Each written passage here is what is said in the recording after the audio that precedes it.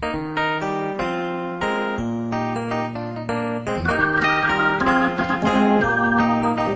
I look at Africa, many questions come to mind. Many times I ask myself, what would happen if Mwalimu were to rise up and see what is happening? Many times I ask myself, what would happen if Kwame Nkrumah and Patrice Emery Lumumba were to rise up and see what is happening? Because what they would be confronted with is an Africa where the Democratic Republic of Congo is unsettled. There is a war going on there, but it is not on the front pages of our newspapers because we don't even control our newspapers and the media. As I speak to you, the Central African Republic is at war, but we talk of it only mutedly. As I speak to you now, in South Sudan, the youngest nation in Africa, the Nuer have risen against the Dinka. As I speak to you now, Eritrea is unsettled. As I speak to you now, there is an ease in Egypt as there is an ease in Libya. In Niger, it is no better. In Senegal, in the Casamance, is no better. In Somalia, is no better. Africa is at war with herself. This is what they would be confronted with. They would be confronted with an Africa which statistician and romantic economists say is growing, but which in truth is stagnated. That is the Africa that they would be confronted with.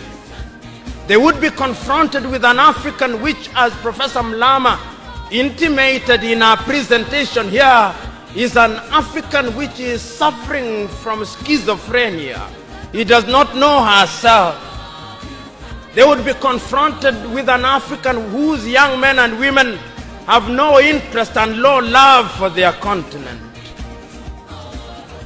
They would be confronted with an Africa where young men and young women are constantly humiliated at the embassies of European countries and at the United States of America as they seek the almighty green card. They would be confronted with an Africa where young men and women from Niger, Nigeria, Senegal, Mali, and Mauritania drown in the Mediterranean as they seek to be enslaved in Europe. This time round, Africans are not wailing and kicking as they are being taken away to be enslaved. They are being seen wailing and kicking as they seek to be enslaved in Europe and America. This is the tragedy of Africa. They'll be confronted with an African where people have lost their self-pride. An Africa where Africans are not proud of their things. An Africa where in the hotels of Dar es Salaam or Nairobi, even food has foreign names. When we fry potatoes, we call them French fries, even when they are fried in Dar es Salaam. That is the Africa that they would be confronted with. They would be confronted with another Africa. An Africa which does not tell her story. An Africa whose story is told by Europe and America, the CNN, Radio Deutsche Welle, Radio France. That is the Africa they would be confronted with. They would be confronted with the young men and women who have no pride in Africa. When they want to enjoy themselves, they sing the praises of football teams from Europe and America. It is Manchester United. It is Arsenal. It is Real Madrid and Barcelona, not Yanga, not Mufulira Wanderers, not Gor Mahia, not FC Leopards. No. That is the Africa that they would be confronted with. They would be confronted with an Africa which does not enjoy theater and drama. That Africa celebrates Leonardo DiCaprio. It celebrates Angelina Jolie and Brad Pitt. The Africa does not celebrate Genevieve Naji of Nigeria, or Rita Dominic, or Lou Jacobs of Nigeria. It does not celebrate Bongowood or Nollywood or Riverwood. It celebrates Hollywood. That is the Africa with which they would be confronted. They would be confronted with African women whose greatest source of joy is cheap grade B Mexican soap opera, La Patrona, La Mujer de mi Vida, The Rich Also Cry. Why must we remind ourselves of these realities? Because throughout the ages, the battle has always been the battle of the mind.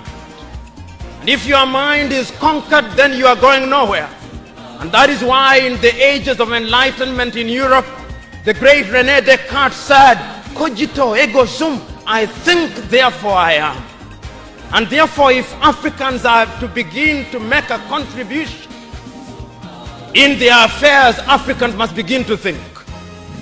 But the question is, are we thinking? We have universities in their numbers. Tanzania has universities including Dar es Salaam. Nairobi has universities, as indeed Kampala, as indeed South Africa, Johannesburg. We have all these universities. We have engineers. But our roads are not being made by Tanzanian civil engineers. It is the Chinese who are present in this assembly who are making our roads.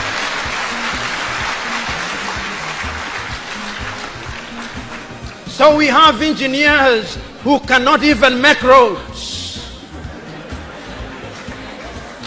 We have doctors whom we have trained. But when we are sick, particularly if we are of the political class, depending on who colonized you, if you are colonized by the United Kingdom, you rush to London. If you are colonized by the French, you rush to Paris. If you are colonized by the Portuguese, you rush to Lisbon. And if you are colonized by the Spaniards, you rush to Madrid, Spain. And recently, because the Asians are beginning to get their act together, we run to India. And very lately, because the Arabs are also beginning to get their act together, we run to Dubai. Notwithstanding that we have the Kenyatta hospitals of this country, the Muhimbilis of Tanzania, the Chris Hani Baragwanaths of South Africa, and the Mama Yemos of Kinshasa in Zaire or the Democratic Republic of Congo, but we have no faith in our doctors. In the area of education, we also don't have faith. Our political class introduced something that they call free education, but is free indeed, free of knowledge.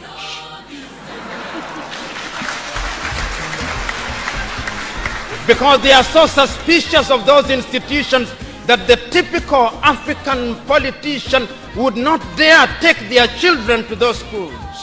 Their children will be educated in the British system, in the American system, so that when they graduate, they go to the United Kingdom, to the United States. Not that there is anything wrong with those institutions, but the agenda is wrong because our leaders long lost the script and ought to be described for who they are, our misleaders.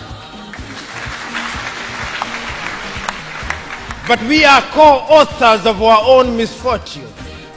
Whenever we are given an opportunity to elect our leaders, we are given a blank check. And if you give me a blank check and you allow me to analogize, and you say that I'm given the blank check to buy a Mercedes-Benz, what we do is that when we are called upon, having been so empowered, we buy what one calls a tuk-tuk from India and expect it to behave like a Mercedes-Benz. How does that happen? Because what we do is to elect thieves. We elect hyenas to take care of goats, and when the goats are consumed, we wonder why.